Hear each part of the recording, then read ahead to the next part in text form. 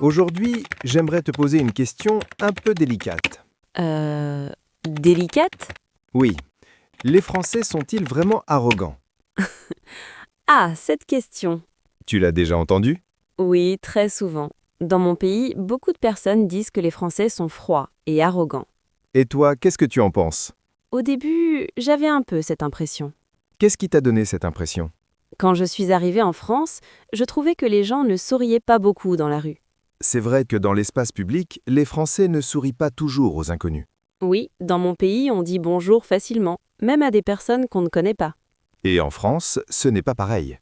Non, par exemple, une fois j'ai demandé un renseignement dans une boutique et la personne m'a répondu rapidement, sans sourire. Tu t'es senti mal accueilli? Un peu, j'ai pensé qu'elle n'était pas contente de me voir.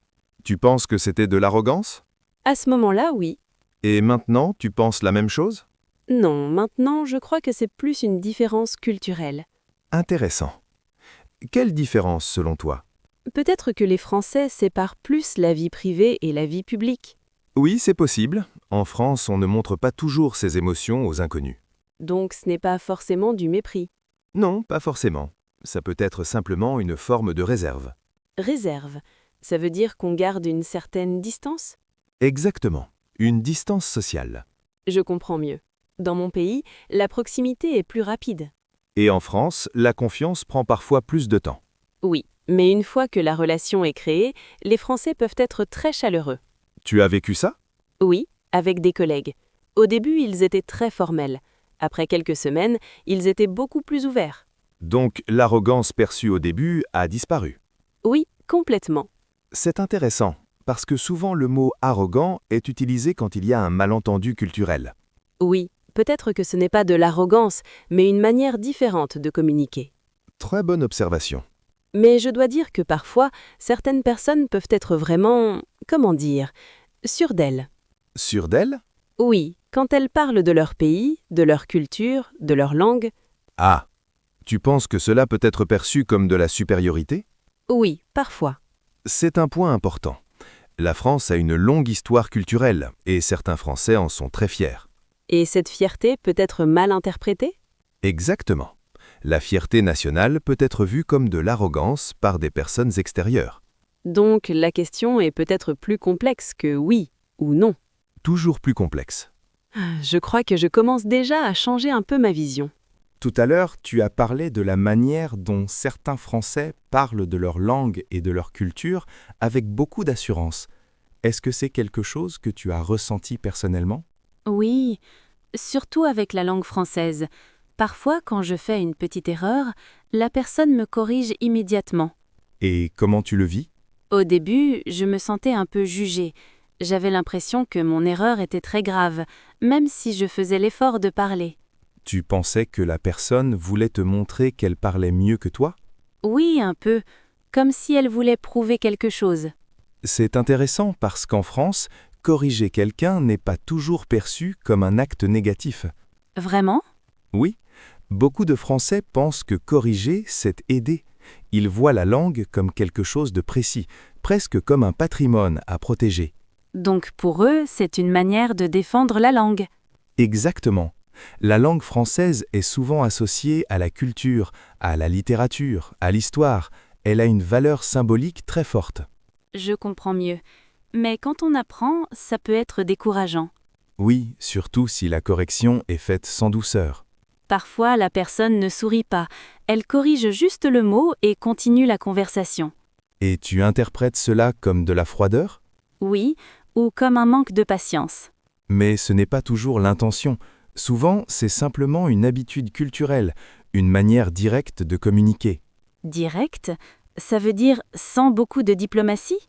Oui, parfois les Français privilégient la précision plutôt que la forme. Ils veulent que l'information soit correcte, claire, exacte. Dans mon pays, on évite de corriger directement pour ne pas embarrasser la personne. C'est une différence importante. En France, corriger peut être vu comme une preuve d'attention, pas comme une humiliation. C'est surprenant. Oui, parce que la perception dépend beaucoup de la culture d'origine. Donc, ce que je perçois comme de l'arrogance peut être simplement une manière différente d'interagir. Exactement. Mais il y a aussi des moments où j'ai senti que certaines personnes parlaient de la France comme si c'était le centre du monde, Oui, cette critique existe. comme si la culture française était supérieure aux autres. Il peut y avoir une certaine fierté nationale, surtout liée à l'histoire, à la gastronomie, à la philosophie, à l'art. Et cette fierté peut donner une impression de supériorité. Oui, surtout si elle est exprimée sans nuance. Donc le problème n'est pas la fierté, mais la manière de l'exprimer. Très bonne remarque. Je crois que je commence à distinguer la confiance, la fierté et l'arrogance. C'est une distinction essentielle. L'arrogance implique un mépris des autres, alors que la fierté peut simplement être une affirmation de son identité. Et la confiance, c'est être sûr de soi sans diminuer les autres. Exactement. Peut-être que parfois ce que nous appelons arrogance est en réalité une combinaison de confiance et de communication directe. Oui, et quand on ajoute les différences culturelles, cela peut créer des malentendus. Je vois maintenant que le regard extérieur joue aussi un rôle. Bien sûr, chaque culture observe les autres avec ses propres références. Donc la question « les Français sont-ils arrogants ?» dépend aussi de celui qui pose la question. Absolument. Et c'est ce qui rend le sujet si intéressant. Il y a aussi un autre aspect qu'on n'a pas encore abordé et qui joue beaucoup dans cette image d'arrogance, le rapport des Français au débat et à l'argumentation. Tu veux dire qu'ils aiment discuter ? Oui, mais pas seulement discuter. Beaucoup de Français aiment argumenter, défendre un point de vue, contredire, poser des questions critiques. Oui, j'ai remarqué ça. Parfois, même quand je raconte une petite histoire, la personne pose des questions comme si c'était un examen. Oui, c'est vrai que cela peut ressembler à un interrogatoire. Au début, je pensais que la personne voulait me piéger. Alors qu'en réalité, souvent, elle veut simplement approfondir la discussion. Donc poser beaucoup de questions n'est pas un signe d'agressivité ? Pas forcément. En France, poser des questions critiques peut être une manière de montrer qu'on s'intéresse au sujet. Mais parfois le ton peut sembler dur. Oui, le ton peut être direct, voire sec, surtout si la personne est passionnée par le sujet. Dans mon pays, quand quelqu'un n'est pas d'accord, il essaie d'être plus indirect, plus diplomate. En France, le désaccord n'est pas toujours évité. Il peut même être recherché pour enrichir la discussion. Donc le conflit d'idées n'est pas forcément un conflit personnel. Exactement. C'est une distinction importante. On peut contester une idée sans rejeter la personne. Mais si on ne connaît pas cette règle implicite, on peut croire que la personne nous attaque. Oui, et c'est là que naît le malentendu. Je me souviens d'un dîner où tout le monde débattait de politique et d'économie avec beaucoup d'énergie. Moi, je pensais que la soirée allait mal finir. Et finalement, Finalement, ils ont continué à rire et à parler d'autre chose, comme si rien ne s'était passé. voilà. Le débat peut être intense, mais il n'est pas forcément dramatique. C'est surprenant pour moi. Oui, parce que dans certaines cultures, l'harmonie du groupe est prioritaire, et on évite les confrontations directes. Exactement. Chez moi, on préfère rester d'accord ou au moins faire semblant. En France, exprimer son désaccord peut être perçu comme un signe d'authenticité. Donc si quelqu'un dit clairement « je ne suis pas d'accord », ce n'est pas forcément de l'arrogance. Non, c'est souvent une manière normale de participer à la conversation. Je crois que la différence est là. Pour moi, la confrontation semble négative, mais pour eux, elle est naturelle. Oui, et parfois même stimulante. Stimulante ? Oui, certains Français aiment les discussions animées parce qu'elles permettent d'explorer les idées plus profondément. Je comprends mieux maintenant pourquoi certaines personnes paraissent sûres d'elles quand elles parlent. Oui, l'assurance dans l'argumentation peut être confondue avec de la supériorité. Mais en réalité, c'est souvent une habitude culturelle liée à l'éducation et au débat. Exactement. L'école française valorise beaucoup l'analyse, la critique et l'argumentation. Donc, on apprend dès l'enfance à défendre ses idées. Oui, et à répondre aux objections. Alors peut-être que les Français ne sont pas plus arrogants que les autres, mais ils sont plus directs et plus à l'aise avec la confrontation d'idées. C'est une conclusion très intéressante. Je commence à voir que ce que je percevais comme de l'arrogance est parfois simplement une différence de style de communication. Il y a aussi un autre élément qui influence cette image d'arrogance, le rapport des Français à la politesse. La politesse ? Oui, en France, la politesse a des règles très précises, et si on ne les connaît pas, on peut avoir une mauvaise impression. Tu peux donner un exemple ? Par exemple, dire bonjour en entrant dans un magasin est presque obligatoire. Oui, ça je l'ai appris un peu tard. Et qu'est-ce qui s'est passé ? Je suis entrée dans une boulangerie sans dire bonjour. J'ai demandé une baguette directement. La vendeuse m'a regardé d'une manière très froide. Et tu as pensé qu'elle était arrogante. Oui, sur le moment. Non, mais il est vrai que la culture française valorise la maîtrise du langage et la capacité à argumenter. Et si quelqu'un parle très bien, avec des mots précis, cela peut impressionner. Oui, et l'impression peut être interprétée comme de la supériorité. Alors que peut-être la personne est simplement passionnée par le sujet. Exactement. La passion peut être perçue comme de l'arrogance si elle est exprimée avec intensité. Je vois aussi que les Français peuvent critiquer facilement, même leur propre pays. Oui, c'est vrai. C'est paradoxal, parce qu'ils sont fiers de leur culture, mais en même temps, ils la critiquent beaucoup. C'est une forme d'exigence. Beaucoup de Français ont des attentes élevées envers leur société. Donc, critiquer n'est pas forcément un signe de mépris, mais une manière de vouloir améliorer les choses. Exactement. Je crois que plus on comprend le contexte culturel, moins on voit d'arrogance, et plus on voit des différences de style. C'est une conclusion très intéressante. Finalement, la question n'est peut-être pas « les Français sont-ils arrogants ?», mais comment interprétons-nous leur manière d'être ? Il y a encore un élément qu'on pourrait explorer, c'est la manière dont les Français perçoivent les étrangers et comment les étrangers perçoivent les Français. Tu veux dire les stéréotypes ? Oui, exactement. Les clichés circulent dans les deux sens. Oui, dans mon pays, on dit souvent que les Français sont arrogants, qu'ils pensent que leur langue est la plus importante. Et quand tu es arrivé ici, tu avais déjà cette idée en tête ? Un peu, oui. Donc, au moindre comportement froid, je me disais « voilà, c'est ça ». C'est intéressant parce que parfois on interprète les situations selon ce qu'on attend déjà. Oui, comme si je cherchais une preuve. Exactement. C'est humain. Mais j'ai aussi rencontré des Français très gentils, très patients avec mon français. Et ces expériences ont changé ton regard ? Oui, progressivement.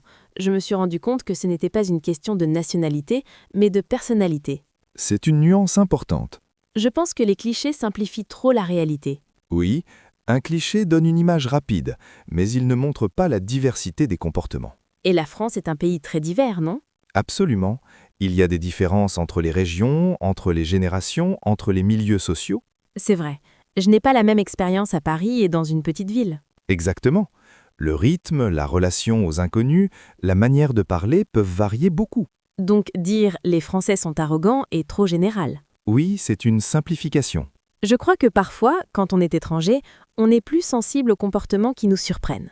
Oui, parce qu'on sort de ses repères habituels. Et quand quelque chose nous semble froid ou direct, on peut le vivre plus intensément. C'est normal. S'adapter à une nouvelle culture demande du temps. Aujourd'hui, je vois plus de nuances. Je vois qu'il y a de la réserve, de la fierté, de la franchise, mais pas forcément de l'arrogance. C'est une évolution intéressante dans ton analyse.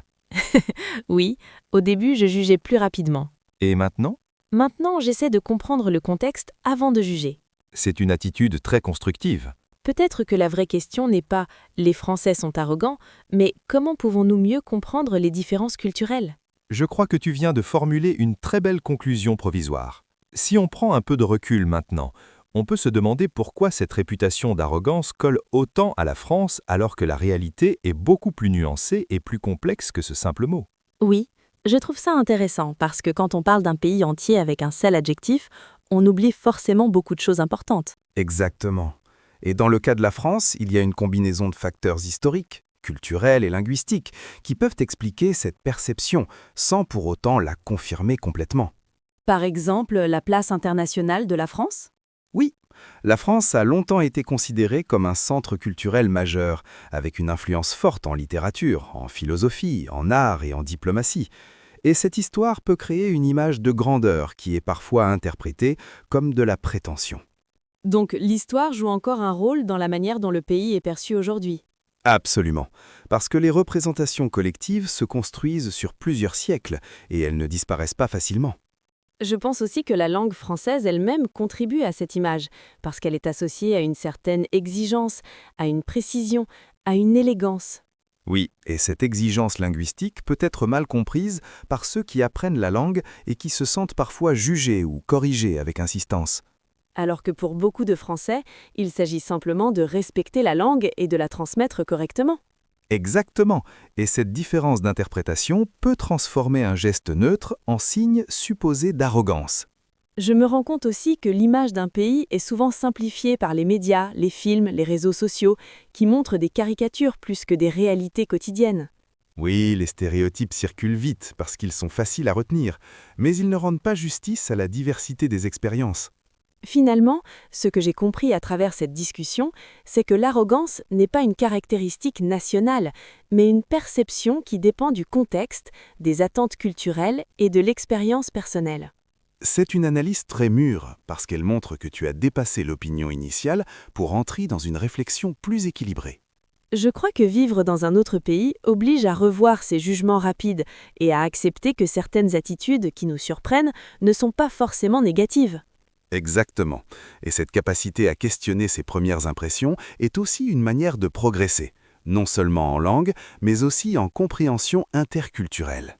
Donc peut-être que la vraie richesse, ce n'est pas de savoir si un peuple est arrogant ou non, mais d'apprendre à décoder les différences et à dialoguer malgré elles. Je ne pourrais pas mieux conclure cette réflexion, parce qu'au fond, comprendre une culture demande du temps, de l'écoute et une certaine humilité.